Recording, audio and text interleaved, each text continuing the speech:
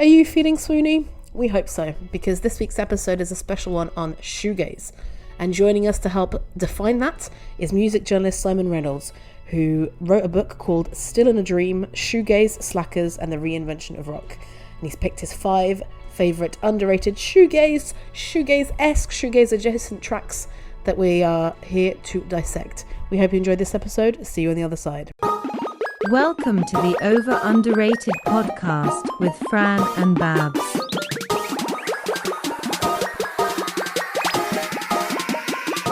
Is it over or underrated? Welcome to another episode of Over Underrated with Fran and Babs. Hello, everyone. We are recording this in the middle of the lovely heatwave, and we had lots of pre-recording chat on the heatwave. We're melting, but we are committed to today's special episode.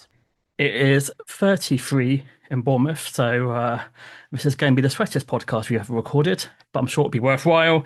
So Babs, I will always ask you this question. What have you been listening to this week? So my eclectic curated list for you today.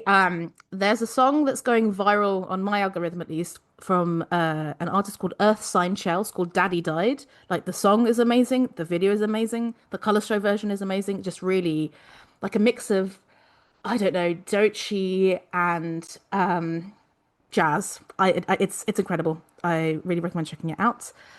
Do you remember Essa from back in the day with the haircut? I don't remember a set order haircut, unfortunately. I think his most famous song was Headlock. I've discovered that he did an EP in the 2010s called Enmity, which is completely different, like very slinky synth rock, and it's been a surprise. No idea how I've stumbled upon that. And I've been listening to a lot of indie from the noughties because of the Indie Supergroup podcast. So Hard Five Paddington's Boy Kill Boy has been making me feel a bit nostalgic. How about you? So I have been listening to the Mole Historical Society, who have a new album. I am a fan of the band for the past 25 years. Definitely an underrated act. And yeah, they brought out a new album. I'll say they, it's almost just Colin McIntyre. But yeah, new album is called In My Mind. There's a photograph where he's collaborated with a range of different authors to get the lyrics, and then he's added the music, and it's quite a beautiful album. I highly recommend it. Interesting. But we're not alone today. We have someone who is joining us to talk about what he's been listening to, but also shoegaze, which is the main topic. We have Simon Reynolds. Hi, Simon. How are you doing? Hey, pretty good, thanks. Glad to be on the show. Thank you for being here. So, what have you been listening to recently, Simon? Well, there's no real logic or even currency to what I listen to. It's just completely random. I was listening to a record by a techno artist called Canding Ray. Actually, it's the soundtrack to the movie Sirata, I think. Oh, no, yeah, I Sirat, watched that film. not Sirata, Sirat, which I watched on the plane. Ridiculous thing to do. I just been on a plane. You know, it's one of those things where, like, I watched Avatar on the back, years ago on the back seat of a plane. This is a film that you need to be immersed in and be on a huge IMAX screen. This is a film that would sound amazing and look amazing on a huge screen. Actually, it sounded amazing, on headphones, looking on the back seat of an airplane, seat in front of me. And it has really great techno by this artist I used to like quite a lot, I don't know, 12 years ago or something, and then kind of forgot about Candy Gray. It's just this pummeling, immersive techno. So that's that. And then to bit kind of rather accidentally and cliched, I was listening obsessively to a Cocktail Twins track, Cherry Colored Funk, which is on their album Heaven or Las Vegas, and a record actually I realize I've underrated for a while. I kind of felt it was a little too commercial, but actually has some amazing tunes on it. There's loads of other things that add up to nothing, like just a random drift across music, like the album Black Woman by Sonny Sharrock, which I don't think I'd ever heard, which is amazing, sort of noisy jazz rock or rock jazz album. Fantastic. Well, Simon, so for every episode that we do, we have an accompanying playlist, and any artist that's mentioned is added to it. So those will all be added if people want to check it out.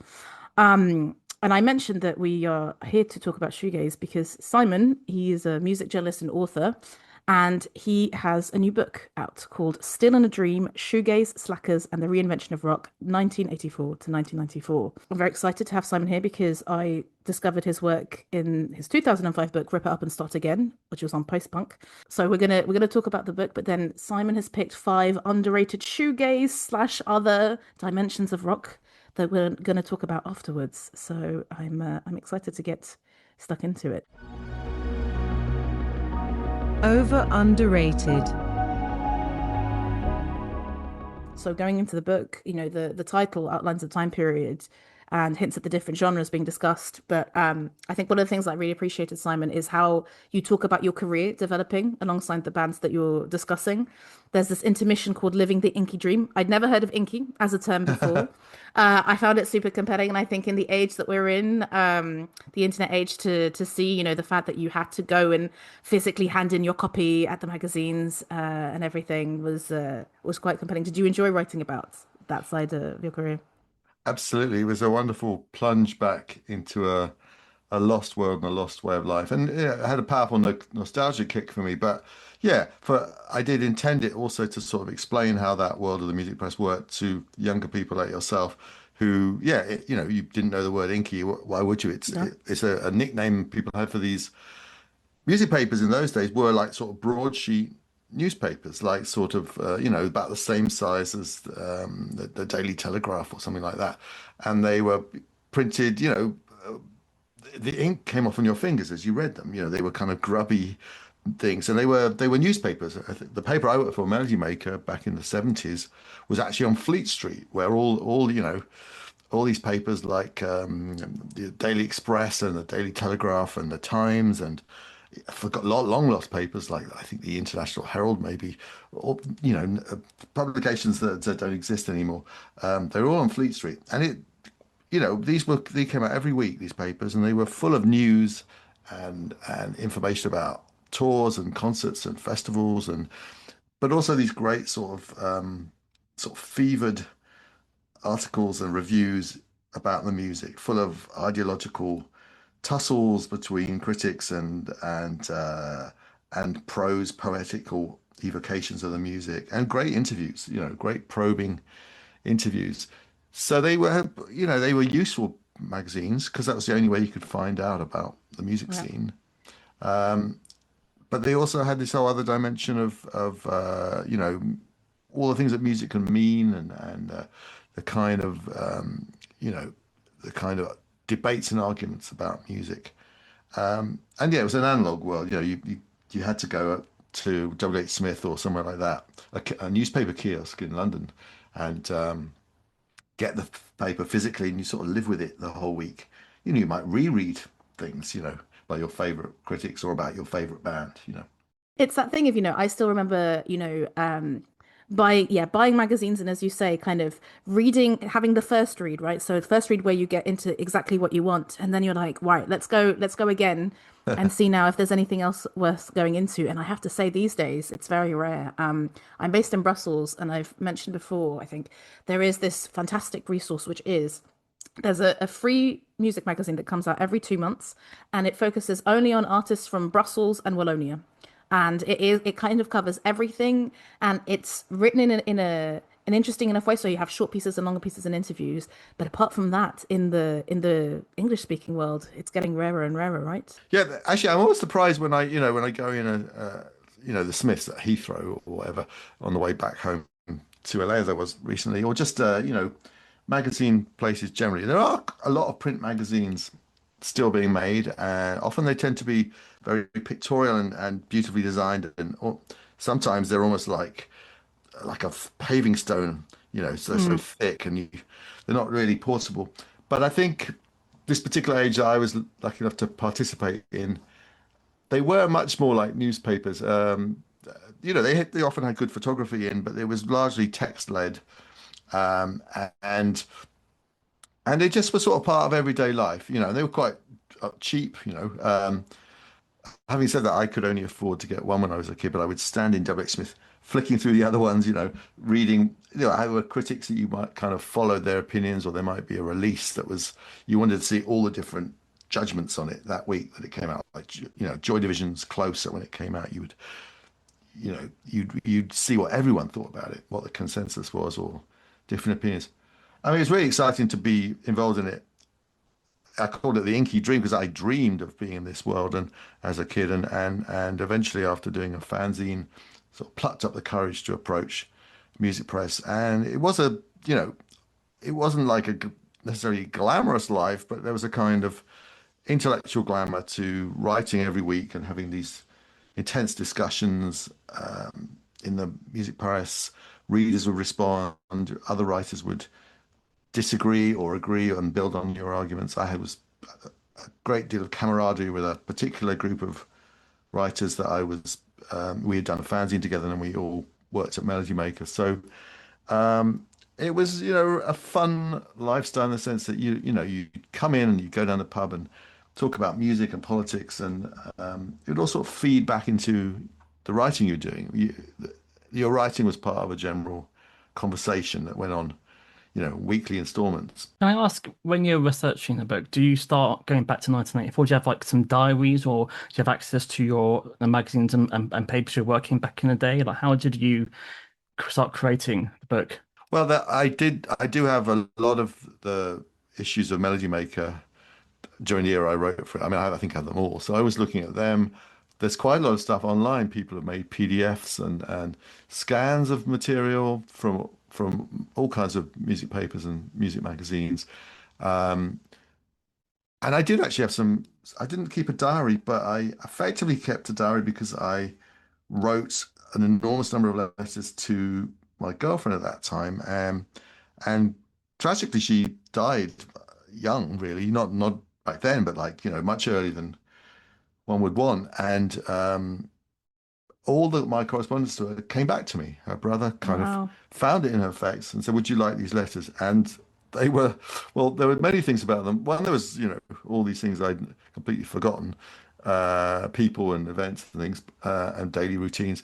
But there's also a lot of whining. Like I was like a junior Morrissey. I was like constantly whining about how miserable and bored and lonely it was, and I was waiting for my life to start. If I'd had Johnny Marr in the room with me, I could have worked up heaven knows I'm miserable now, or something like that. I don't have a very good voice, so probably not. But I probably could have been a minor indie moaner, a miserabilist, as the people Minor used to. indie Mona. I like that. Yeah. I like that. Definitely an Um, album title at least. Yeah. but yeah, there was all kinds of stuff actually about my ambitions and my hopes, and there's an account where through the fanzine I happened to end up. Um, I tell my girlfriend breathlessly about how I was doing an interview with an artist at PR who worked out of the same building as Rough Trade uh, was doing, and she kindly said, "Well, look, they're having the playback of Meet Is Murder, the second real Mm. proper Smiths album. You can go in there and listen to it, and nibble on the vegan snacks that were on offer." Because obviously it's Meat Is Murder, so there wasn't going to be any sausage rolls or No anything. cheese there. But the funny thing was, although I was kind of excited to hear the Smiths album, they were my favorite band.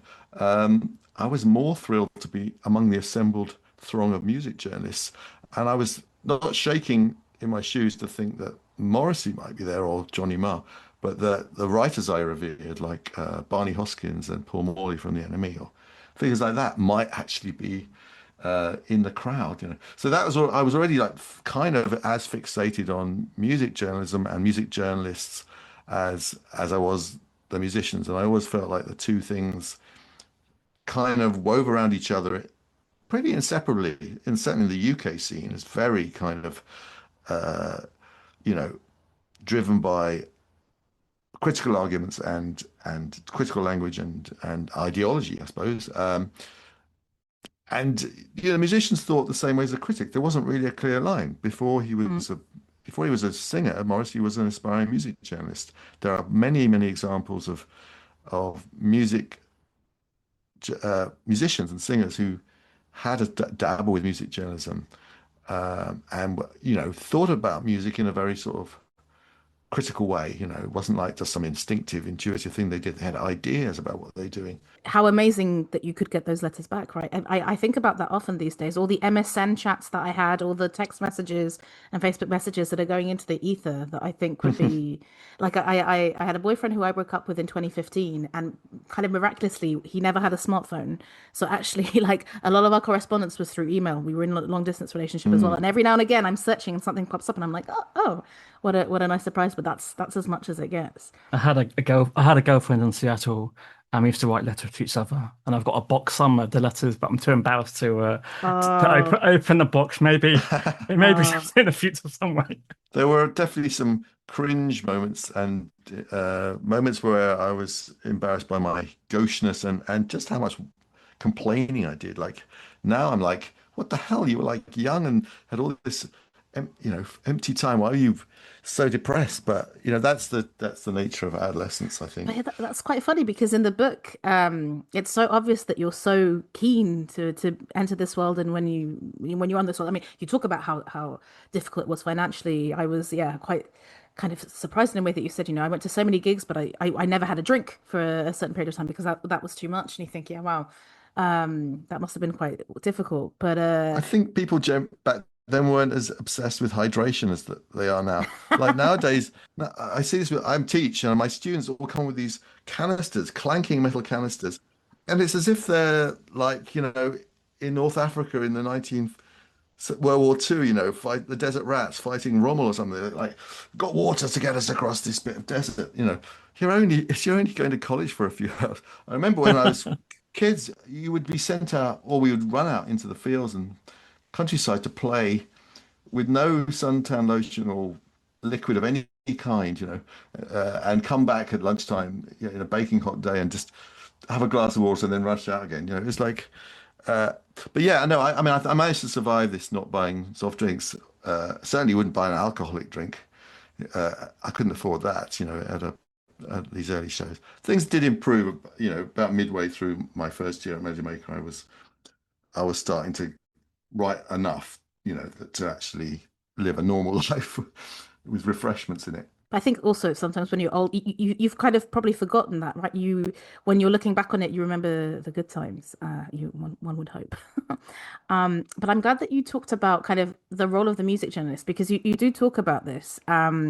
There's a quote in your book which says, "The page works as a stage for a super self, a commanding persona that only exists in print. There's a substantial element of asshole in the makeup, the ability to dismiss records, careers, oeuvres, entire genres."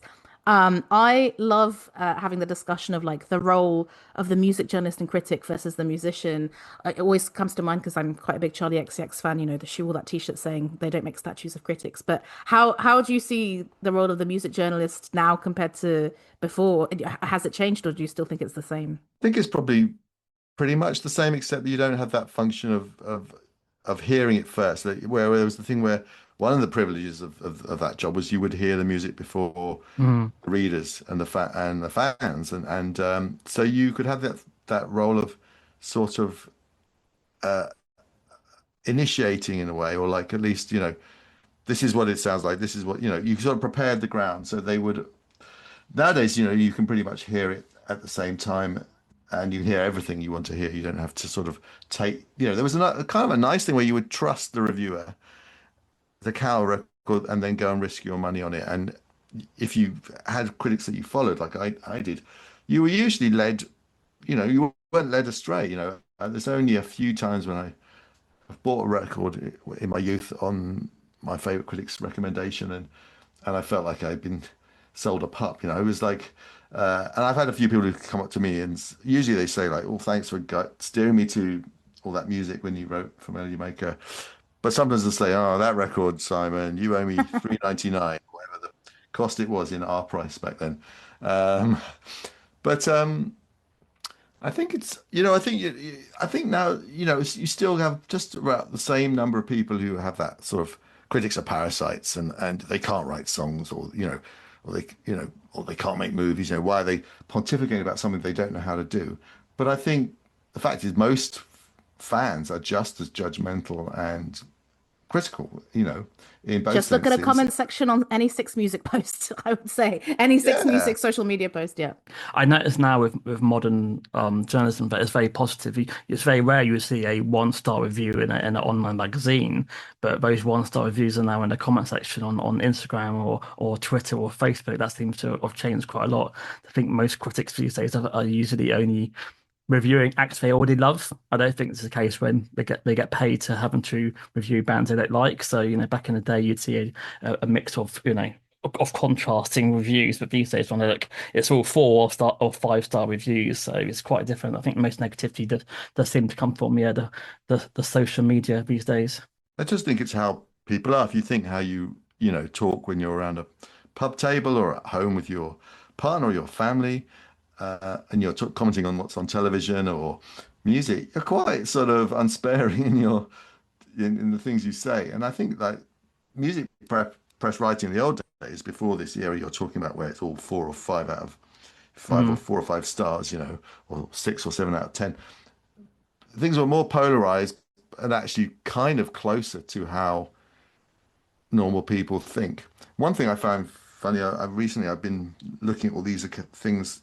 I was saying how scanning old music papers, and you get a lot of things where an artist is invited to do the singles reviews one week. So it could be Midge from Ultravox, or it could be Morrissey's many times was invited. Uh, and they're so rude about the other artists. Like they're just, and they're even worse than the critics. Like they to say the most insulting things about people they're probably quite likely to run into in the dressing rooms at Top of the Pops, or like, at a festival backstage. So I think it's the old style music criticism where you were a bit of an asshole. I love the way you said that. Um, uh, it's actually kind of really close to sort of vernacular speech about, or talk or discussion about Mhm. music or art or anything. People don't pull their punches. I think for this podcast, we're often a bit reluctant or worried to ask musicians because precisely, Mm. the way that it normally works is, we get people to listen to songs and then they say whether they're good or not. And for example, we had Daniel Belquist from Escobar, and he was so straightforward, and it was so refreshing to be like, he's like, I'm happy to talk about anything about anyone, and especially in Sweden where he was based. But yeah, I think. I always struggle between, definitely music journalists, music critics can be gatekeepers, for sure. And what's great about the democratization, sort of social media is kind of anyone can be a critic, and that's good. But at the same time, I think it's so important, whether it's for music or for film, when there's people that I trust, because there's so much music and art out there. In a way, it's kind of never been as important to have someone I find guiding me in the right direction because. Yeah, when I was a teenager, it would be primarily the music press and the 4 or 5 other music nerds in my school. But yeah, now I cling on to the people who I trust, Mm. for anything. It's yeah, it's still important in my opinion. I think there's all those other functions, not just the sort of, evaluation of whether it's worth buying or worth hearing. There's, you can dig deep into the motivations of the artist. You can set the context. One thing I like to do is, the pattern recognition thing where you sort of connect a bunch of things and it feels like a new kind of flavor coming through music, or a direction, or, some kind of scene, or sound is developing a new genre. I mean, there's so many things that critics do that just genuinely enrich the music. I think I was certainly obviously never one of the people who thought it was sort of parasitic.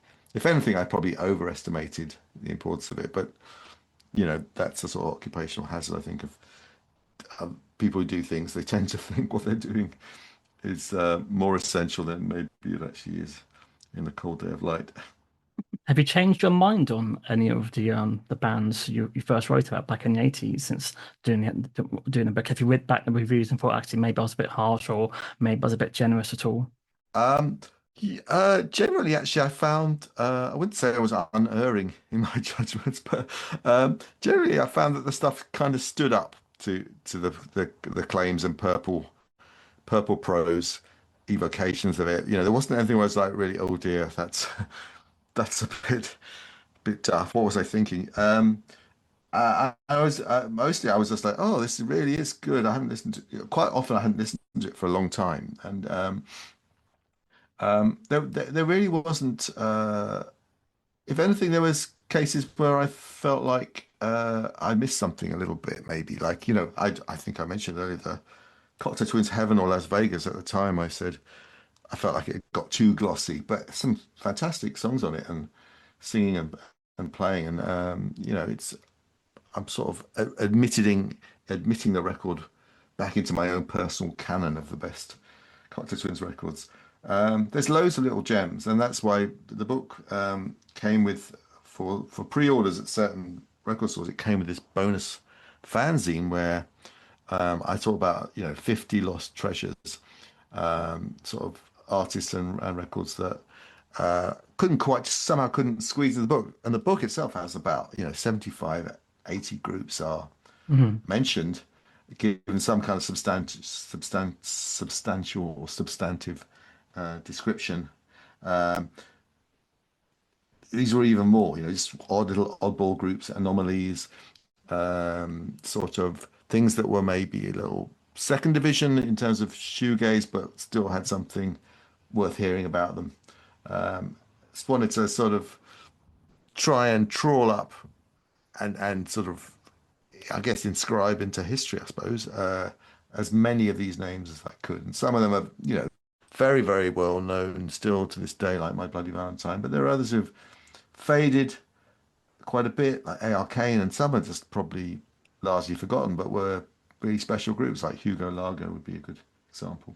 I did find myself going back and forth between my phone and the book to listen to the songs you're talking about because there's so much in there. Obviously, I consider myself a music fan, and suddenly I'm reading like, okay, I need to check out Yeah, Pearl same. Saint. I need to check out Arcane. Yeah, so many, and I should probably reread Rip Up because I read that so long ago. It's before I had like access to YouTube, so it'd be quite expensive to try and get all of the artists from that back in the day. But yeah, it's nice rediscovering. Like I think I've downloaded quite a few Curve songs, quite a few Power Saints to Telescopes, hits some sort of destructions, or like tracks I've discovered or rediscovered whilst reading a book. So yeah, it's great to reminisce and to discover new songs. How about you, Babs? Did you find anyone new I or? was hoping that you would hand over to me. Absolutely. Like whenever I read books like this, these days, the joy is, you read something that's interesting, you chuck it on. You can't do everything, right? Like I can't go and listen to every song, but I really loved Diamanda Gallas, Hugo Lago as well. Curve, I'd discovered but forgotten that I discovered. Felt, See Feel, Third Eye Foundation, I think, as well. And yeah, many of those I hadn't heard of. A.R. Kane I hadn't heard of, and they're such an important cornerstone of British music. And I was Yeah. like, that's unbelievable that they were kind of forgotten in that way. So yeah, that's always the joy with books like this. And I mean, yeah, as I said, we're gonna maybe we should shift into talking about shoegaze specifically, but yeah, there are many branches of music and culture, including grunge, slacker, and dream pop. And I really enjoyed, Simon, that in the chapter on shoegaze, you take a while before you try and define it and yeah, give it some shape because I think you say, at the time you only started calling it shoegaze kind of as it was on the way out, if I understood correctly. Yeah, this is a sort of a byproduct of the rivalry between the music papers. They're all competing to get to the new bands, discover new bands, and push certain directions. And um, sh what became known as shoegaze was pretty much, well, it's pretty fair to say it was kind of Melody Maker property. We had really pushed the bands that were the precursors to it. Like you mentioned, A.R. Kane, we had them on the cover twice within less than a year. Um, My Bloody Valentine, Loop, Spaceman 3. It was a paper that everyone worshipped. Cocteau Twins. Enemy was less pushing those kind of precursor bands and consequently less invested in the next wave, which was Ride and Lush and Slowdive and Pale Saints and so forth. Um, and so I think someone at NME coined this mildly insulting term for this kind of band, shoegaze, meaning didn't put on much of a show. They were kind of bashful on stage, kind of almost not meeting the audience's gaze, And often they seem to be looking downwards. And prosaically, that was because the guitarists were like trying to activate all these, foot activated guitar pedals that they used to create their sound. But I thought it did capture something of the literal meaning of the word, kind of captured something of the shyness and non-showiness of shoegaze on stage. But then it just became like a sound, like not a sound, but like a word that didn't have a literal meaning, just was kind of, it seemed somehow sonically, phonetically almost, to sort of evoke the dreaminess of shoegaze and the blurriness. Shoegaze, it sort of sounds like what it is. But we at Melody Maker, we had this term, the scene that celebrates itself, because it was a very cozy, somewhat incestuous scene, and particularly the bands that were for like Reading, Oxford, and London, like Lush and Moose and Swerve Driver and Ride. They all seemed to know each other and help each other out and be on the same bills together. And often there was interband dating, like someone in one band was going out with someone else. It was like a very sort of friendly, mutually supportive scene, quite different from Britpop, which was very, there was an in crowd and then an in crowd within the in crowd, and there was a pecking order, and who was going in at number one felt superior to who only got it, got in top 15 or whatever. I'm borrowing these thoughts from Mickey Bereni's great memoir, Fingers Crossed, where she talks about the difference between having been in this rather cuddly shoegaze scene and then moving through the Britpop world, which was much more, well, it's more laddish, but it was also quite hierarchical in a weird way. Like there was a pecking order and people were very bitchy about each other. And can I just say thank you for everything you wrote about Oasis in this book? Had a fist in the air. So the first episode we discussed whether Oasis are overrated, and this is one of my strongest opinions. And I think you call them culture criminals. Fantastic. But yeah, Fran, like, did you get into shoegaze at the time or later on? No, and you mentioned Lush, and obviously I was like, when Lush became the Britpop version, I was in like 14, 15, and I was completely unaware of the previous sounds. I remember I got into Britpop maybe just in the late 90s after the fact, and I bought the best of Lush thinking it would be the Britpop era. And I remember returning it to our price because it was like, this isn't Britpop. What on earth have I discovered? And now I like them, but at the time, I was completely unaware of like, I guess, back in the pre-internet, it was like you wouldn't really know shoegaze if you were a teenager in the late 90s. And then like later on I then discovered Ride and My Bloody Valentine. But yeah, it's interesting. I should probably rebuy the best of out of guilt. Give it another go. Yeah, but yeah, when you go in, no our price anymore, but I know our price either. But when you're expecting one sound, I was like, oh, I wasn't ready for this. So too many layers for a teenage brain. Yeah, I think from my side, yeah, I think I first heard about shoegaze as it being an insult, as you said, Simon, Right. like something, and yeah, I felt that especially slow dive were always seemed to me anyway, kind of when I really started consuming more music journalism and books, like the butt of the joke, and I was like, okay, whatever. And it took me a while, like as someone who was into alternative rock. I mean, but I was a teenager in the early 2000s, so for me the UK indies revival in the mid noughties, that's kind of my era. It took me such a long time to get into My Bloody Valentine because I had a few friends at uni who were like, and I was just like maybe a bit like you, and I was like, what is this? I can't handle this. And then when it clicked, I was like, okay, now I understand the layers, the wooziness. But I have to say, we're going to talk about the songs in a second, but listening to these songs in the middle of the heat wave has been quite a trip because I think when I think of what environment do I conjure up in my mind, I should be lying in grass by a lake or in a cave near an icy mountain or something, like lying on the floor with the fan over me was not what I I'd say not the best environment for shoegaze, but I think something that's definitely the case, or at least this is what I think. It often isn't immediate, and actually with a lot of your songs, Simon, it took a few listens for me to kind of properly get into them, which I think is maybe one of the reasons why it was a more marginal scene, especially with the kind of the braggadocio confidence and kind of commercialism of Britpop.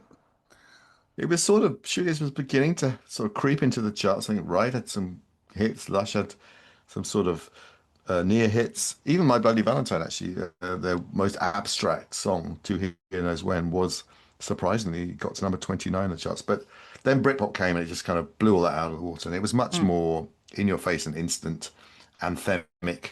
I mean, I think one of the things that I like about shoegaze is it does have beautiful melodies, but they are kind of buried, the voices are kind of buried in this bank of distortion and blurry sound.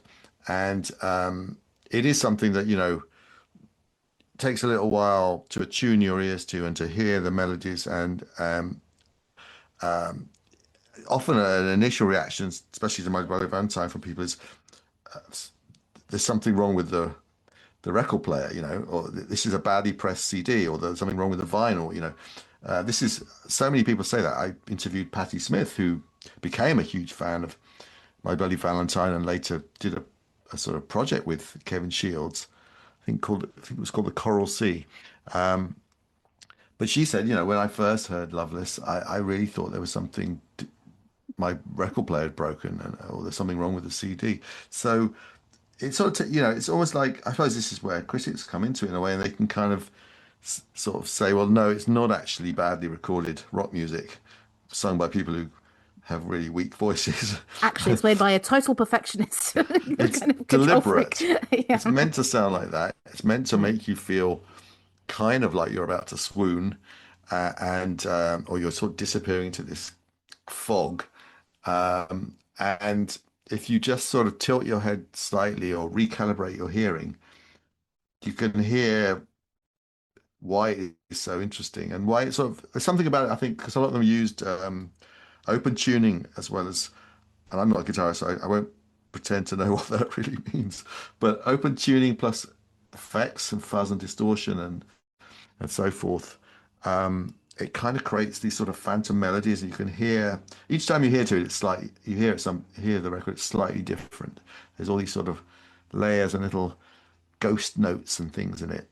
Illusion notes is what someone called them, and I think that's it. Sort of repays repeated immersion in that sense, rather than giving it to you straight away. So I have been diagnosed with ADHD in my 30s, and because of the way that my relationship to music has changed in the streaming era, I do often think about when do people have the attention span to get into more complicated music? Fran and I have often discussed how we listen to kind of less and less full albums every year, Mm. and I've started tracking, and I have only listened to 15 full albums and EPs so far this year. And to me that's crazy, because I feel like all I would listen to is albums, and I think with something like shoegaze, where even I think one song demands your attention. I wonder how it's going to develop. But I think, Fran, you were talking about how, I think before the recording, how dream pop is making a bit of a resurgence, right? And that's kind of linked.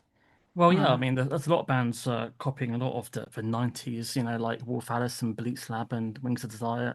I've noticed that, especially in America, they're really heavily into that scene, and I get told off for my description sometimes of shoegaze is incorrect. They've taken it. But yeah, I remember, like, I think I first maybe just discovered the term when Deftones brought out, is it Minerva as a single? And yeah, and then that was the first time I ever heard a journalist describe something as shoegaze, and that sort of led me on to, but downloading and well, not downloading, but discovering acts. But yeah, it's quite interesting how, like, as a teenager in the 90s who had not heard this mentioned at all during the Britpop era, how it hasn't been forgotten and it keeps. As you said, by bringing up the Deftones, it's crept into other genres. Like, there's quite a lot of metal groups and extreme metal groups who've picked up on aspects of shoegaze.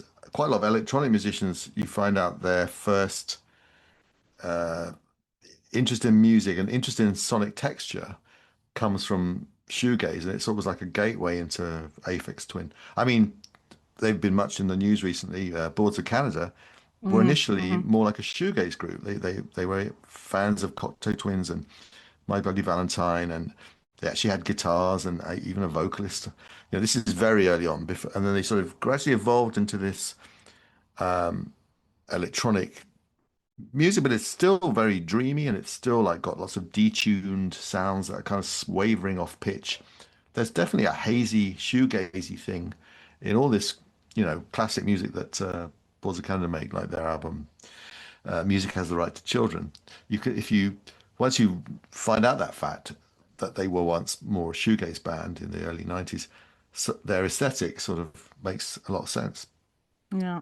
I remember reading the whole, the loudest gig ever has been It's Either Mogwai or My Bloody Valentine. And then I remember listening to Mm. the music and being like, really? Really? I mean, it's distorted. But then when you read about it, you're like, okay, yeah, fair enough, actually. And yeah, I A mean, you lot, describe in the book going to one of their key gigs. yeah, it was deafening. I think they picked up. They were quite influenced by this band Dinosaur Jr., who were a central Mhm. group in Still in a Dream. Not really a shoegaze group, more like sort of just well, kind of came out of hardcore punk, and then they got more and more musically expansive and kind of drawing on late 60s influences like Hendrix and the Byrds and Neil Young and stuff like that. But they played at tremendous volume and they used a lot of effects pedals. So it was like this blare of sound with little lost voice in the middle of it. And I think this is Dinosaur Jr. are kind of precursors to shoegaze and an influence on the harder kind of shoegaze groups like Swerve Driver and Ride, I think, as well as My Bloody Valentine.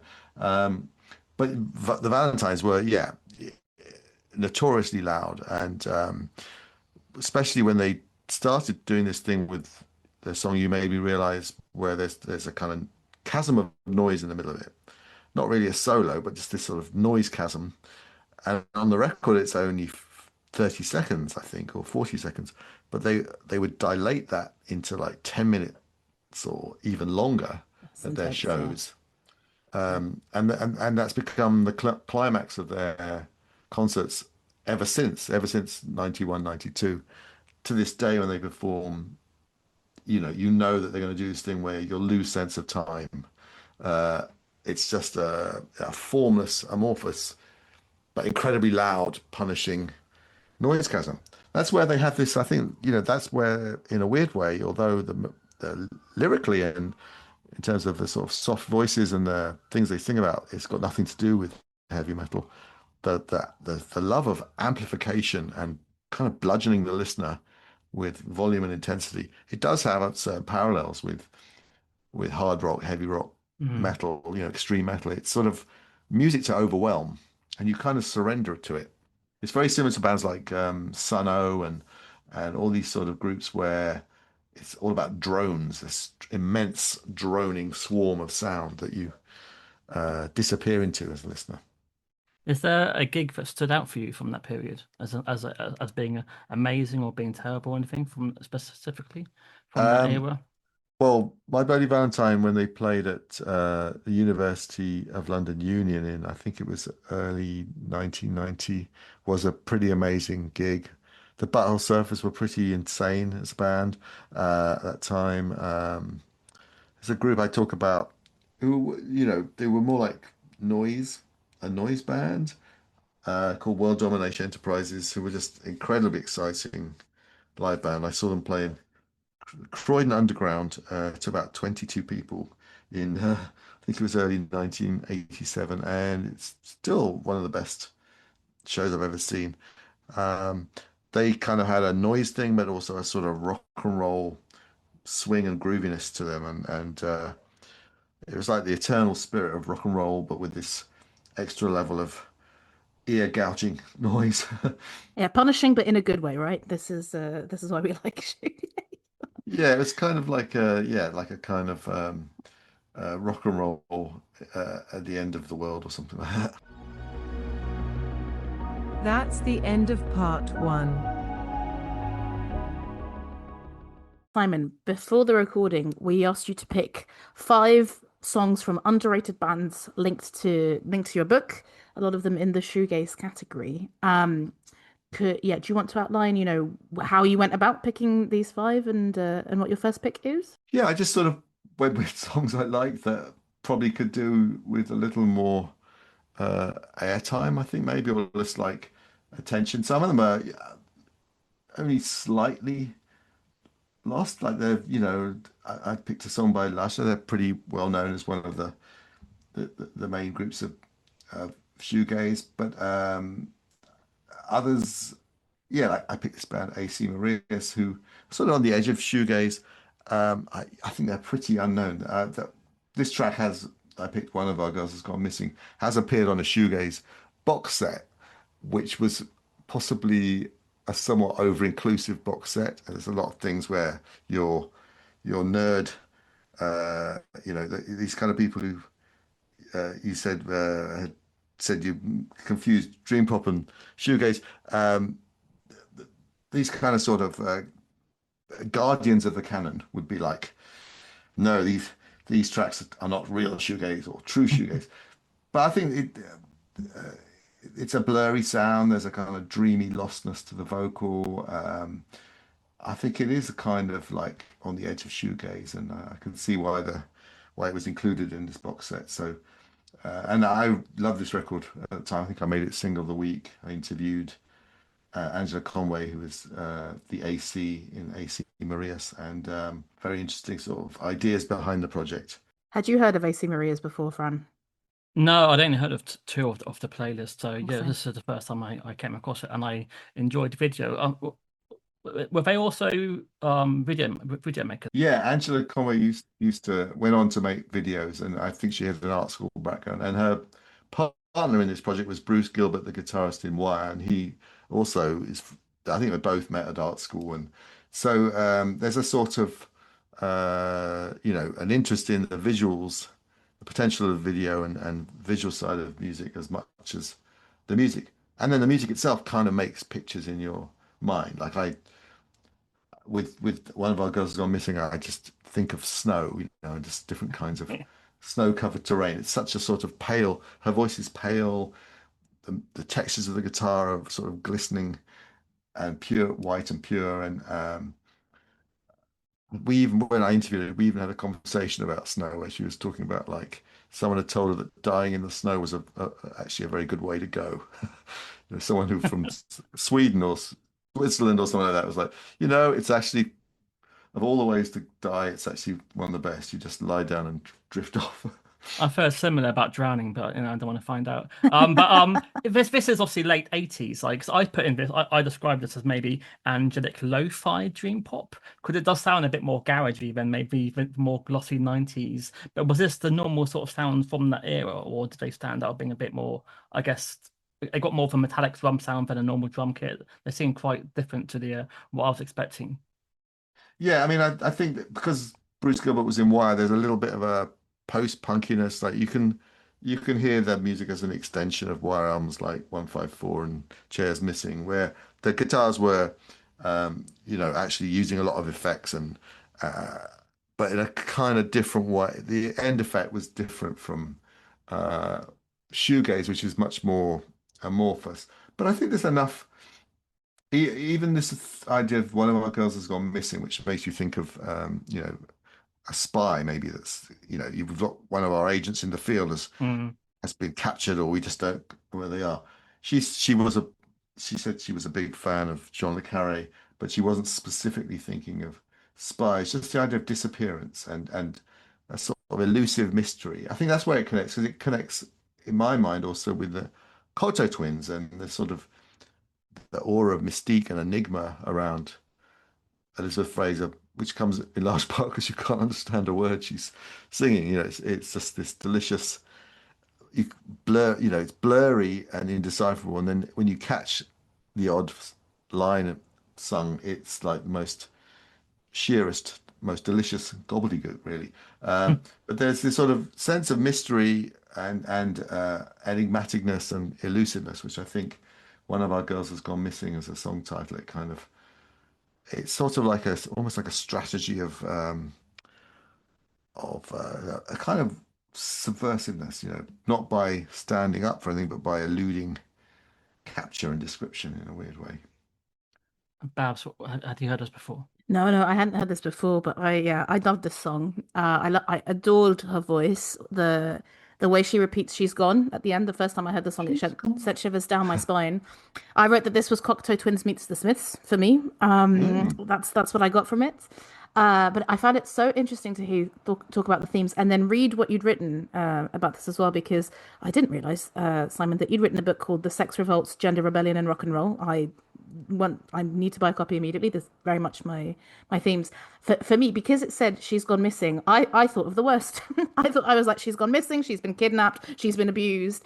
Oh, And I was like, right. well, clearly that's what this is about. And then when I went to read her interpretation, I was like, oh, I'm very mistaken in the interpretation. And I guess, That's a good response, though, and it had never occurred to me, but that is what someone today would probably think.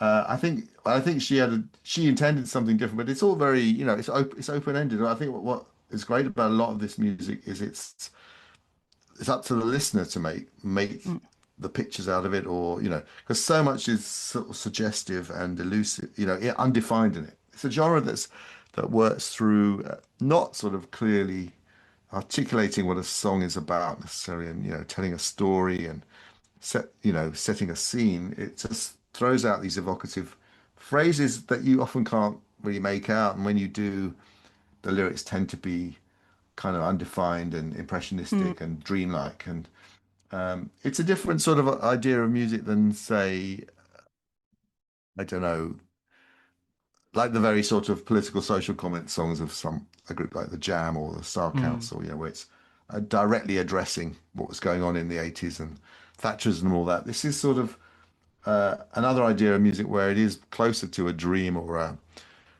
fairy tale or something, sort of fantasy really, and mhm. you kind of go into a little trance as you're listening, Yeah, and definitely.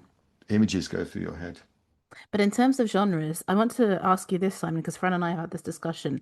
I was like, is this not dark wave? And when I first talked about dark wave with Fran, he was like, what is this? I haven't heard this. I've now done a bit more research. It does seem to be a more prevalent genre in France and Germany, and I mean, I'm on the continent.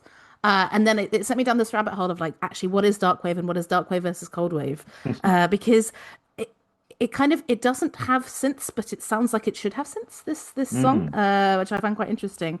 But what do you think of those genres, or like how have you considered them as well? I haven't really got much of a fix on dark wave, I must confess, and I think I'm confused also. Isn't there a thing called cold wave as well? Yeah, dark wave, cold wave. In Brussels, I have been to several dark wave and cold wave either evenings or like, festivals literally where it's bands like Cold Cave and oh my God, what are they called? Drab Majesty, bands like that. Although So although they use electronics, don't they, perhaps? but they do use Yeah, yeah. electronics. But I was like, but hang on, what did I find? So yeah, dark wave, yeah, dark wave can be both synth and guitar based, whereas cold wave is more synthy, is what I read. All right. Well, I think there is something in common because it is sort of spooky and eerie, and uh, I find it blissful to listen to, but also the scenario is unsettling. You Mm, interpret it as very unsettling. mhm. Um, the other thing is it is very, dark wave and cold wave, I think, are very European sounds. There isn't much drawn from, there's nothing really drawn from America. There's no soul or R&B or even country sort of flavors in there. It's a European style of vocalization, and I think it's the same with Angela Conway. Apparently she was a big fan of church music and Oh, psalms and okay. choral music and hymns and things like that. It's a sort of very European or pre-rock and roll English kind of style of vocalization. Slow Dive have quite a lot of songs which sound like they're, in a sung in an abbey or something like that, or like a ghost of a nun who died centuries ago is still intoning these psalms in an abbey. It's very or like they, maybe even melodically sound like a madrigal or something. It's coming outside the rock and roll, really, Yeah. outside the American wellspring of music. Yeah. It's easy to call it ethereal, right? That's the word I was struggling to remember. Yeah, ethereal is exactly the word for a lot of this stuff. And ethereal means, uh, well, it means like not earthy, not having sort of unbodied in a sense, not having a sort of physicality. And if you think about rock and roll music and what it's drawn from the blues and soul and gospel, it's all about the body, isn't it? It's all about the body and the body spirituality celebrity connection is very big, and everything from James Brown and Sam Cooke to Prince. Well, this music is a whole different idea of sort of what religious music is, and it's also it doesn't have much to do with that sort of rock and soul kind of tradition. It's drawing on more European kind of sources. Well, thank you, Simon, for your first pick. What is your second pick of songs? I picked Deluxe by Lush, which is probably my favorite of their songs, off an EP called Mad Love, 1990. I think, I think Lush are quite well known as sort of part of the first wave of shoegaze that, you think of Ride and Swerve Diver and Lush and Pale Saints and maybe a few others, Slowdive. But yeah, I think this is a great tune. It was on this record they teamed up with Robin Guthrie from Cocteau Twins. He produced, and I think it's that's sort of kind of where they came from more than from My Bloody Valentine. They were on 4AD and they loved the whole 4AD aura, the beautiful artwork, the sort of the groups like Cocteau Twins, Dead Can Dance. There's a whole sort of ethereal thing that they plug into, but it's also quite a driving, forceful track. In the book, I compare it to like standing in a wind tunnel with apple blossom, apple tree blossom kind of, or cherry tree blossom kind of petals blasting into your face. It's sort of pretty, yet it's powerful at the same time. And one of the things I love about shoegaze music generally is it's not afraid to be beautiful or just to be simply lovely. Often it's about loveliness. Like when you can discern the words, it seems to be about romantic moments or the splendor of the natural world, or just sort of daydreams and reveries. I suppose, and Lush are also interesting, I think, to me, because I think one of the things about the shoegaze scene is I think, I wouldn't want to say it was a paradise for sexual politics, but it was a scene where a lot of the groups, in Lush's case, the group was led by Mickey Berendi and Emma Anderson. They wrote all the material. It was their group. Other groups you have, it's like a split gender thing, like Muddy Valentine have Debbie Googe on bass, Belinda Jane Butcher singing and playing guitar. Slowdive is a mixed gender band. There's a sort of almost unremarked upon equality there, and I get the impression that guys were quite kind of wimpy, sort of sensitive, wimpy types. I mean, I wouldn't want to make any claims that it was a sexism-free place, but I think it had a kind of there was a kind of nice sexual politics energy to shoegaze that maybe disappeared when Britpop came along and the era of the lad took over. Yeah, definitely. I mentioned I was going to ask that question. Like, was it easier to be a woman in the shoegaze genre than is the Britpop? Obviously, by the time I get into Britpop, I can think of maybe Sleep at Alaska, Lush, and that kind of. I'm running out now. But obviously, reading a book, there's so many women in the early 90s. I guess it's quite weird how Ride seemed to be the shining forces of four guys that maybe, I don't know, they're young teenage, good-looking men. Maybe that helped out with their success. Maybe I don't know.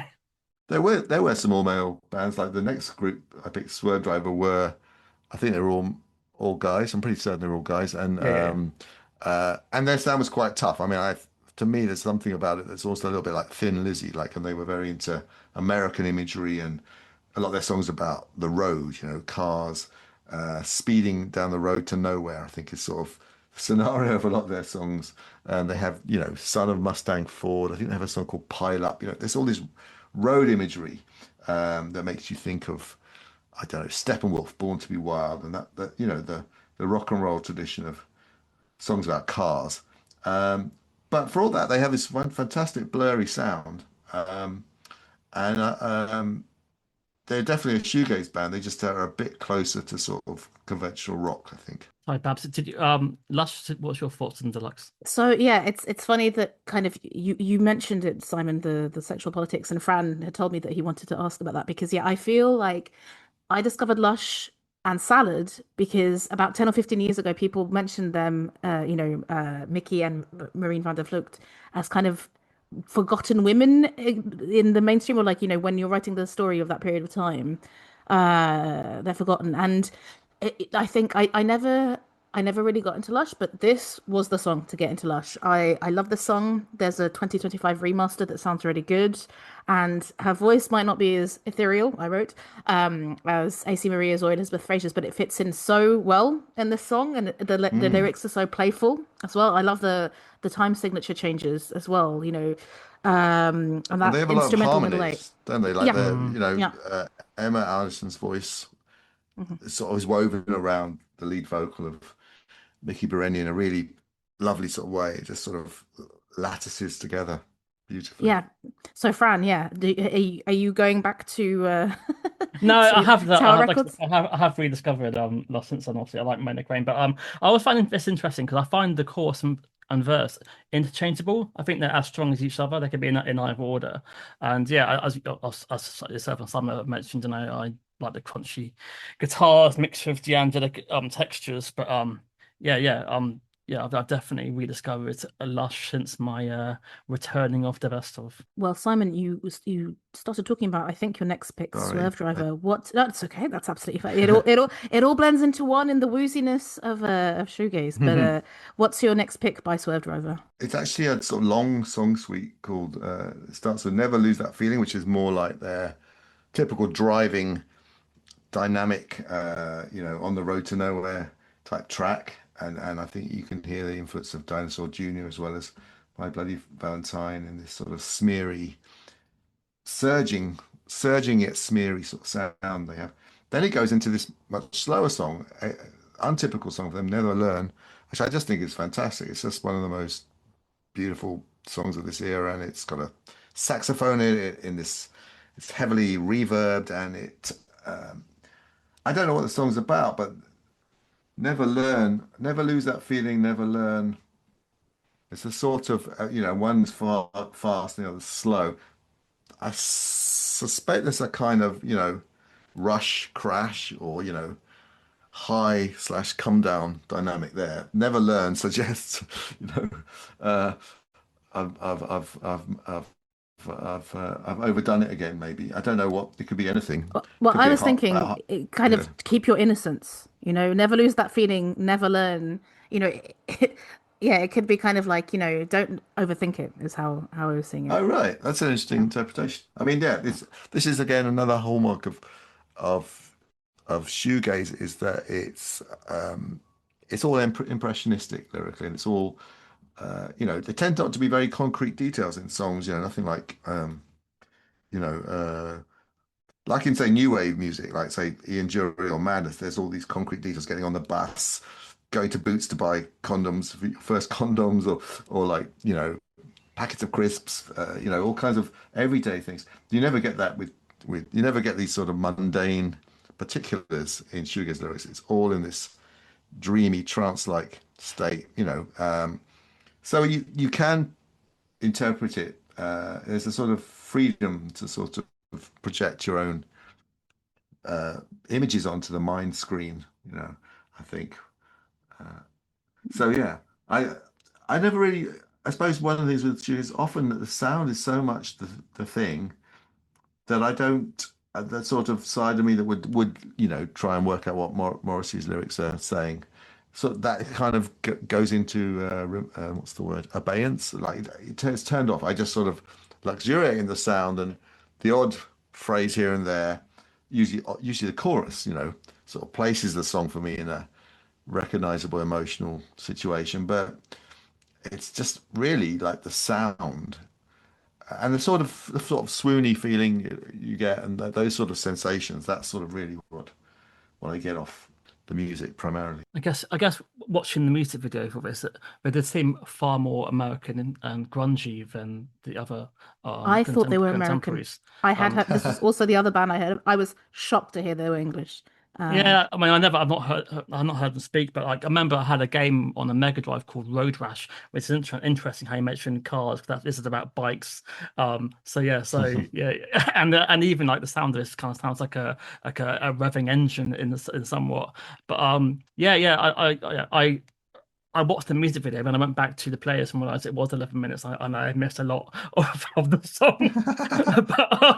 But one of my Because you let favorite it wash over you, so you lost track of time. As Simon said, this is what it does. Yeah. one of my favorite comments on the YouTube was a guy saying, "Holy fuck, I'm over 16 and just discovered this band. Turns out life is worth the life is worth staying alive for," which I thought was nice. Nice. That's an accolade, isn't it? Yeah, they were from Oxford, um, and that before they were Swerve Driver, they were a band called Shake Appeal, and that's like a song by the Stooges, and they were kind of much more like, Stooges, Detroit rock kind of band, and then they sort of, got more blurry under the influence, I think, of My Bloody Valentine, and but there is that sort of, I don't want to say macho, but there's a sort of manly quality to Swerve Driver. And one of my little jokes in the book is I say that they probably were inspired less by the M40 than by watching movies like Two-Lane Blacktop or Jewel, which was one of Spielberg's early movies. Vanishing Point. Maybe they even saw this British film Radio On, which was like a Radio On, which was like a road movie set in Britain, actually on things like the M40. But mostly it's American films about the freeway and about people kind of nihilistically lost, exploring the emptiness of America. And I think that's probably where a lot of their imagery came from, as well as from rock bands like, I don't know if they actually listened to Steppenwolf or whatever, but like certainly the Stooges are a big influence in the background of Swerve Driver. So yeah, I'd heard of them and I'd saved three songs off their album Mescalhead, which I'd kind of forgotten about. As is often the way, I'll go down a rabbit hole. I go, this sounds great, save it, and then don't listen to it again. So thank you for Simon for bringing me back. But yeah, when I saw it was 11 minutes 50, I thought, uh-oh. And when it started, I was like, okay, yeah, this. I put a crunchy road trip kind of sound, not not as elegant as either of you two. But when it changes around 4 minutes, and then it's yeah, shoegaze with the saxophone and a killer bass line. I was like, oh, okay, I've misjudged these guys. And even though it is very languorous, I didn't get bored. It kept me interested. And then when I re-listened to the first part, I feel like I was a lot more generous because I was like, okay, you're capable of more than what I give you credit for. Fair enough. And it made me wonder again, being in Belgium, were they an influence on the Belgian band Deus, All especially the right. drumming? And incorporating jazz influences. And I did see that they both played at a festival in Dour in 1994. So I do wonder if there's some overlap there. But the jazzy rock influences. But yeah, I really changed my mind on this one on re-listen for sure. They're still going on, I think, Swerve Drive as well. Are they? I Yeah. didn't realize. Yeah, Oh. quite a few bands of that year have had a new weekend of life, haven't they? I think yes, like Slow Dive, are they back again as well? Yeah, so did Yeah, it back, yeah. yeah. Yeah. Supporting the Cure, I Slowdive think are recently. bigger than ever, I think. Like their streaming is enormous, astronomical streaming, and they play to much bigger crowds than they did back in the day. They were hyped quite a bit by, certainly by Melody Maker for their three EPs that he did on Creation, but there was a bit of a backlash against Slow Dive after that. But we strayed from the point here. No, Uh, but I mean, I kind of want to take you there because I remember you mentioning in the book, and I think I broadly agree with this. The argument that people make all the time of like, if all art is political, if you're not being explicitly political, what's the point? And you make the point of, well, I was already exposed to these ideas, so I don't think everyone needs to or has to. And I think I broadly agree, and I think Fran probably would as well, right? I mean, especially Mm. on this podcast, famously, we don't really listen to lyrics, so both of us, oh, right. for me anyway, for me, lyrics are an enhancer. When you find out a song has good lyrics, it can definitely enhance. But when I listen to a song, sometimes, I've listened to the song 50 times and I can't even listen to them, and it doesn't go in. So I think that's why shoegaze for me definitely works because I don't need to know exactly what they're saying to enjoy it. I think it might have also have contributed to its international appeal, rather similar to the way that krautrock is way more successful outside Germany than it was in Germany. In Germany, they have all these bands that have great lyrics and addressing the social political urgencies of the time, but necessarily that stays within Germany, whereas krautrock was largely instrumental. Often, if there was a vocal, it was and a lyric, it was quite a small element of a track and just a few words. Usually in English for the most part, but a lot of it was instrumental, and it sort of helped it to proliferate internationally. And I think shoegaze, by being so sonics forward and the lyrics being less crucial to your enjoyment, it's not music to understand, I suppose. Mm. You don't have to interpret it; you just feel it, and it sets a premium on sensation, and you just sort of let it wash over you and or pummel you when it's like the bombardment that My Bloody Valentine would do at their shows. Um, and I think that sort of cuts across language barriers because it's not really uh, it's not the lyrics are quite low in the ranking of what this music's about. Over underrated. Your next pick's a bit of a swerve, isn't it? I guess from the previous A bit track. of a swerve. Very nice, Fran. Very nice. Yeah, Moose were sort of right in the thick of this scene that celebrates itself, and it's a very nice sort of archetypally shoegazy tunes, a string of EPs. The EP was like something all these bands did, like extended play format was just like for some reason that was much more important to them than just a straightforward single. I think there would always be weird tracks you could stretch out, longer tracks on an EP.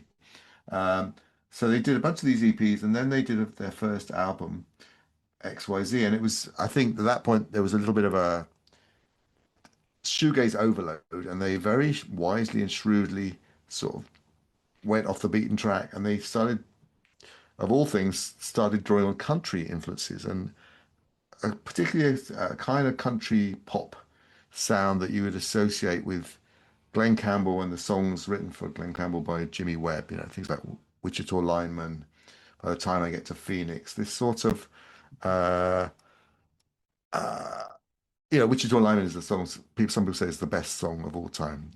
I think there's even a book about that sort of. It's the greatest song of all time, and it's very different because actually it is all about lyrics that paint a picture, and um, there's not there's a sort of greater emphasis on, I guess, like arrangements and uh, but still somehow the shoegaze element is still there. It's shoegaze meets um, country and sort of this imagery of lonesomeness and I don't know. There's a song called High Flying Bird.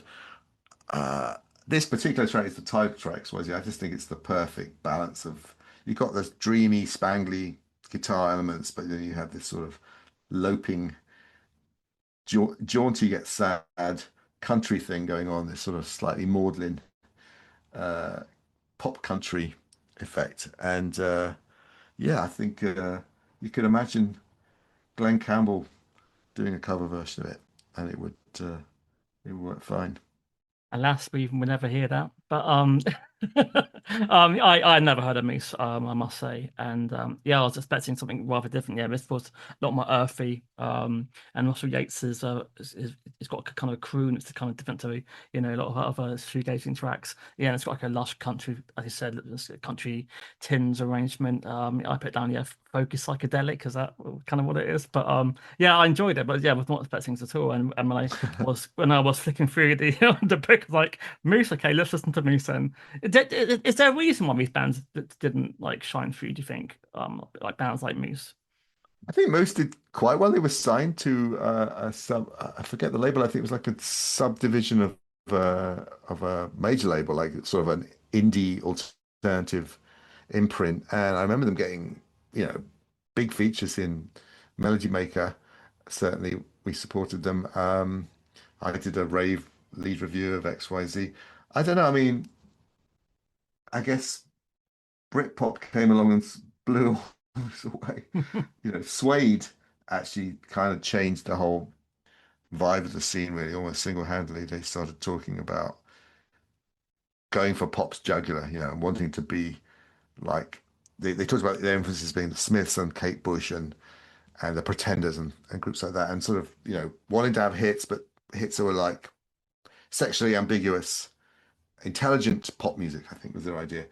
Um, and they were very much like not into sort of blurriness of sound, or the whole idea of exploring weird guitar textures. Um, so they came along and they were like the heralds of this shift with Britpop. And so groups, often excellent groups like Moose, I think they got a little bit shoved out of the way. It got harder for them to find an audience and to get support from record companies. But I think they left us this little album that's a real gem, I think. The whole album is good, and this is, I think, XYZ, the title track is like the, where the things they're trying to do on this record, the unlikely thing of trying to blend country and shoegaze, it actually comes off really well. Perhaps it's your first time. It's my first Moose. It's my first XYZ. Yeah, I was so surprised to see that the song only has 2,000 views on YouTube and no comments, which is so unusual. Was there no video either? I couldn't find a video for this. No, and That's the one. Moose official channel, I mean, it seems to be a young black band, so I don't think it would, if this band are from the late I 80s. think there's other artists. When I go on streamers and look for Moose, Yeah. all kinds of other artists pop up with the same name, and some of them are rappers as well. But it's so funny because it's on his channel. It's on Yeah, so but I've seen clearly that before. he's right. There's he's also there was also a jungle MC, a great jungle MC called Moose. There was Moose 50 Det, I think was on. They were like the top MCs on the top pirate station, Cool FM. So yeah, it's you've got to be sure, you've got to be certain which Moose you're talking about. Exactly. And I mean, if you're on, I'm on Tidal as well, Simon. And Yeah. sometimes when you're trying to find, it's so obvious. I have to go to the credits to see if it really is the person that they're talking I about. was going to say, there's actually a member of Moose was called Moose, nickname Moose, and I actually met him last week. And then the next night, I was doing these events in different towns, and then the next night I met another member of Moose. So I've got 2 out of 4 members of the original lineup of Moose. I've got 2 to go. Yeah, this one, I did struggle a bit because I'm not so much of a country person. So the beginning with the kind of pure acoustic guitar, I think like Fran, I was a bit like, okay, this is not at all what I was expecting. Then when it goes into the dream pop woos, I liked I basically I liked the song the more layers are on it. And I kind of could get into it. But I feel I'm gonna say something that it's normally Fran who says this, but I kind of felt that this song didn't really go anywhere, which is quite ironic given that, that's the whole point of a lot of shoegaze songs. And definitely the Swerve Driver one doesn't necessarily go anywhere either. But with that one, I could lose myself in it. This one, I struggled a bit more, but on re-listens, after the beginning, I did appreciate it. And, good for Moose for being so nice. And hopefully you find the other 2 members soon. You mentioned meeting members of Moose. Is there any acts who've ever come out and said, "Oh, by the way, you missed us out of your book" or anything? Has that ever happened that people have been annoyed that you've forgotten them? It's not bands, but there are fans who get very annoyed. Sometimes they get annoyed because they hadn't quite understand what I wrote was meant to be praising a band. They don't quite get the weird way I might use language, or when I described Killing Joke as having an inhuman guitar sound, that was meant to be praise, not, not an insult. But yeah, there are like, I'm sure there's people who are going to be like, you only mentioned the Catherine wheel in a list. Why didn't you have a chapter on the Catherine wheel? I'm sorry. I know it's your favorite band or whatever. People differ. They weren't one of my crucial bands. I've covered an insane number of groups. I mean, there's about 75, 80 groups that get at least, anywhere from a whole chapter to like a good solid paragraph. Or a couple, a couple of nice sentences. But you can't have everything in the book. It would become like a survey, encyclopedic. It doesn't work with a narrative type book. You have to sort of leave some things out or just pass glancingly over them. and everyone's got different tastes. I can't go around trying to second guess other people's taste. I have to talk about what I like and what I rate. That's true. Absolutely. Well, that is the role of the critic, right? As we were discussing earlier. Um, so Simon, what's your final pick for us to discuss? Well, I don't know if they would like to be called shoegaze. They're very much sort of on the edge, if at all, in it. I mean, maybe dream pop they might accept as a term because they have the sort of delicate textures, and I think they liked the group Arcane, who coined the term dream pop. But this is a much, insides with this track Darling Effect. It's a much clearer sound. There isn't the haze or woos. Um, there's a sort of use of guitar that's very plangent and pretty and affected. Julian Tardo, the guitarist, said his influence on his guitar playing was Kraftwerk, which is very sort of counterintuitive. And then the words are quite important as well. Like I think Kirsty Yates is the singer, and this is a sort of barbed portrait of, I don't know, relationships and tensions in a household. And there's some great lines in the song. It's They were quite influenced or by the idea of soft rock or music that was very sort of pretty and pleasant and sort of palatable. They called one of the songs on this album Euphoria, which came out on 4AD in 1993. One of the songs is called Carly Simon. And they had working titles for songs like Don Henley and what was the other one? Chris Rea, I think. They say they kind of like the sort of the softer, well-produced side of rock. They were very into Bjork's first album, an album that Bjork herself felt was a bit too polite and clean sounding. But they liked the very fact that it had ideas and was clever and experimental, but was also very, very listenable, in almost in the same way that a Sade record is very listenable. So they were sort of playing around this idea of like music, actually music that is soft and delicate can be more emotionally powerful than very hard-hitting, aggressive, heavy music. I think maybe early on they were more into the idea of noise, and then they sort of went through this process of they're like, no, we're going to make beautiful music that is easy on the ear. I would say, yeah, I'd say, yeah, definitely. It's definitely stripped back. It's essential. Like it's got smooth bass lines. I put down there flirts of early trip hop a little bit. Although it's more subtle, maybe too subtle for me, but it sounds like that's what they're kind of going for. That that if you're saying Sade, but yeah, I enjoyed it, and again, it's slightly different. Looking back, I thought it must be kind of hard being a journalist with all of these shoegaze bands to kind of not repeat yourself a little bit. Is that something obviously regarding like the singing styles and the guitar sound? Did you find yourself not wanting? I can't mention that influence again. I can't mention that again. I've done that before. Absolutely, yeah. And I luckily there's an enormous lexicon in the English language of words that are like synonyms for iridescent or radiant or spangly or Yeah, glittery. There's a lot of words that you can use, but I ran out of them very quickly. I did opalescent and all these sort of,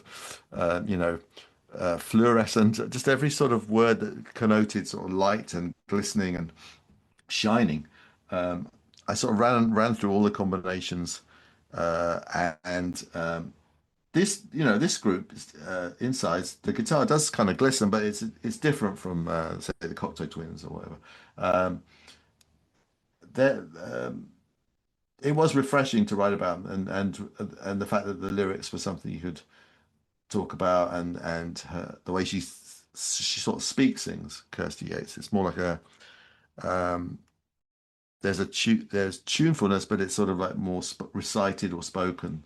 It was just different from everything else going on. The lyrics are absolutely an enhancer in this. I mean, there's not that many. I will read them out for our listeners. I hate lovers. I hate the way they go to the bathroom. In shift after they fucked. What do you think about when you're lonely? Boom!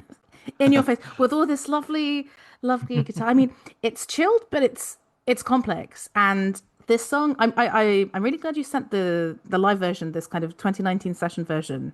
It was really interesting to watch, and I think this song always got me by the end. Like what you're put in that mood, and then as you know her voice fades out, you're yeah you feel like you're in the world, and then suddenly it finishes, and then you want to listen to it again.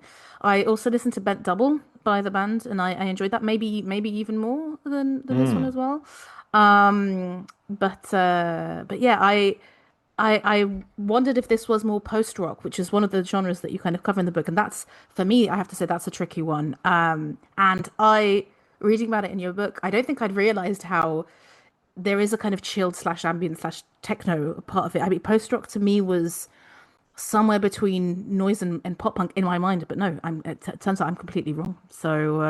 Well, So well, yeah, you're not wrong because that's what the term gradually evolved. It kind of drifted out of my hands quite quickly, and it became to describe. People would say the band Slint were like a post-rock band. love Slint. I'd never thought of them as being part of it. I thought they were a great rock band, really, but like not.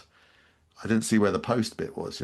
And then it became to describe Mogwai and Godspeed You Black Emperor and Explosion in the Sky, and it just became more like quiet loud an instrumental rock band using quiet loud dynamics uh, and often quite a sense of drama. And the stuff I originally thought was post rock, or I glommed that word onto them. It was much more sort of dreamy, kind of in some cases an extension of shoegaze. It was like going the next step, like where you're using sampling and looping the vocals, and it's completely abstract, but it's much more chilled. Yeah. Hmm. What I like about Insides is it's chilled, but it's barbed as well. Like something in it puts you on edge. It's her vocals. There's a sort of sense of nervous tension. It was a record informed by sort of relationship woes between the two of them, who were a couple, but they had a stormy period, and then that feeds into the record. But it's very pretty as well. So Yeah. it has that sort of sweet sour sort of edge, where it's much more like rooted in, like a lot of shoegaze is very romantic and dreamy and about grand passions. This is all re- Insides is more like actually how relationships really are. It isn't all like it isn't all like Wuthering Heights. Although Wuthering Heights is a pretty sadistic and grim film, actually, a novel now that I think of it. But also the word insides are sort of the name of the band even seems to suggest sort of visceral feelings, but also you're inside a room or the domestic space, sort of struggling with each other. But also the sexual politics as well, right? Because it's a woman singing "I almost come when I'm inside you" sort of thing. And I was like, okay, that's an interesting kind of shift in seeing things. But yeah. Well, Simon, thank you so much for your time today, for introducing us to these five songs, and I think for Fran and I, many more as we were reading the book. Where can people buy the book? Where can they find you? Anything else that you'd like to plug while you're here? The book is all over the place. I mean, you could get it at Waterstones, you can get it at Rough Trade in London, you can get it at Resident in Brighton, Monorail in Glasgow. Sort of, a lot of the places are like record stores with books that you found around the country, independently owned places have it. There are places you can get it online that I don't want to mention because I regard them as evil. But you can get it that way. You can order it direct from the publisher, I think, the White Rabbit Books. You can, it's out and about. Um, and I have a blog called Bliss Blog, which actually has news about the book and interviews I've done, and then it connects to other blogs I do where I just write fun stuff about videos I've seen on old videos from old episodes of Top of the Pops and all kinds of strange things that I fancy um, pontificating or having a laugh about. Um, so I'm very easy to find on the internet. The blog is called Bliss Blog. If you just look up Simon Reynolds blog, you will get be brought to my blog, and then I'm fully available. Very People, yeah, good. people can complain directly to me about things I've left out of the book. If they, Okay, that's very nice and refreshing. Come and complain. Come and complain to Simon. We'll put a link in the show notes. Can I ask a final question? Would it be a book looking at 94 to 2004, or have you got other plans for your next book already? I don't think so, because although I did carry on writing about rock into the 90s, I was very consumed by dance music. And you can sort of, but towards the end of Still a Dream, there's references to how I start going to raves and getting into jungle music, and how I'm very excited by the thought that My Bloody Valentine are going to make the sequel to Loveless will have a jungle drum and bass influence. I had no idea. So Yeah. it was like, that world of jungle and the Aphex Twin and house music and techno kind of became all consuming for me, and that fed into my book Energy Fest. So I've already done it. So if I'm to go forward with books, I actually had to go backwards. I would have to go backwards to the pre-punk era, probably, which is a period that I'm fascinated by, the sort of era of Robert Wyatt and John Martin and Kevin Ayers and that sort of thing. I'd love to write about that era. I don't know. I'm not sure what I'm going to do next. But I don't think it won't be. I won't do a book that's about my experience of Britpop and landfill I would indie. love that. I would love that. Even though I'm sure I would disagree with you on something. I mean, I think I will raise my concern already. I think you put Erasure in the category of slop, and I was like, excuse me. I think I read that quite early on.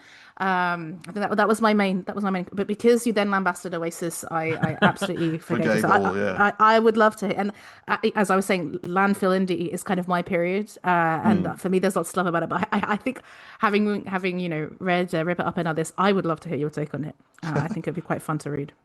But yeah, Fran, any final thoughts before we wrap up? No, it's great to have a guest like yourself. We had Bob Stanley previously discussing your second author, and it's always interesting doing a different dynamic from what we usually do. So thank you, and yeah, it's a great read. I'm looking forward to if you do your next work, I'm looking forward to it. Thanks for coming on. Oh, thank you so much for having me. Very fun chat. Thank you. Thanks, everyone, and stay hydrated in this heat wave. Not too much, but just enough. Like friendly fires, I'm going to jump in the pool. Beautiful reference, Fran. Excellent. Hope you enjoyed this episode with Simon. We had a lot of fun having him on. We do always like to have a music critic who knows far more about music than we do and introduces us to lots of stuff. Can genuinely really recommend the book and, Rip It Up that we talked about as well as a place to discover new acts and genres that you might like. And if you know any other music critics that you'd like us to get on or have any other suggestions for themes, you can reach out. You can email us overunderatedmusicpod@gmail.com. We are on Instagram at overunderatedmusicpod and with the same name on Blue Sky. Swoon away, lovers. See you again soon.